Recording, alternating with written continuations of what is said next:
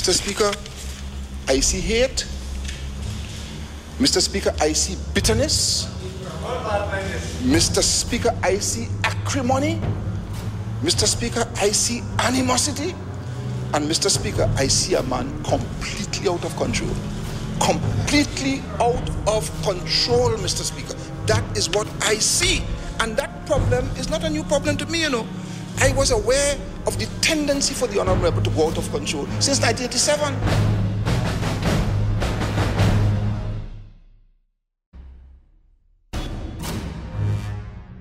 I went to the Prime Minister of Trinidad and Tobago in August 2003 as a Minister of Government in Trinidad and Tobago, a PNM Minister, and told him that there was bid rigging taking place in UDCOT. What the Commission of Inquiry is looking at is 10 times worse than what happened with Piako Airport. And it's even more brazen.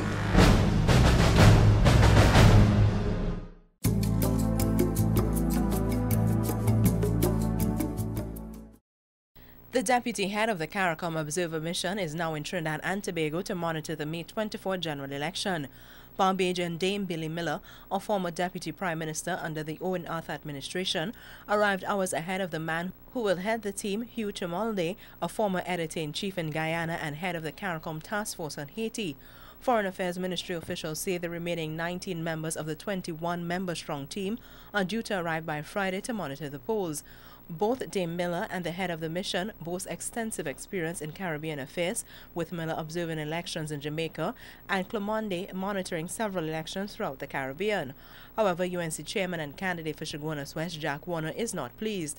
In a telephone interview with CNC3, he describes the arrival of the 21-member team as cosmetic, saying 21 people cannot monitor elections in 41 constituencies. According to Warner, some seats, especially the marginals, require a group of observers throughout election day.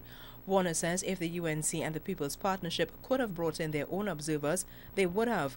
Caricom observers monitored the November 2007 election and gave the polls a clean bill. For CNC3, I'm Melissa Williams.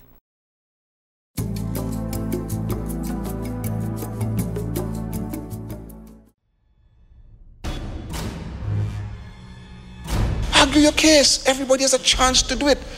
But not like my good friend. The minute you oppose my good friend, Mr. Speaker, the minute you oppose my good friend, he gets very, very angry.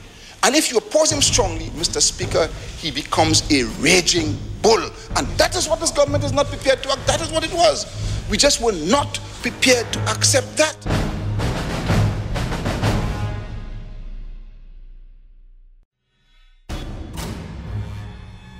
If this country cannot call to order its Prime Minister and his cabinet and his political party to say we are not accepting that, then God help us.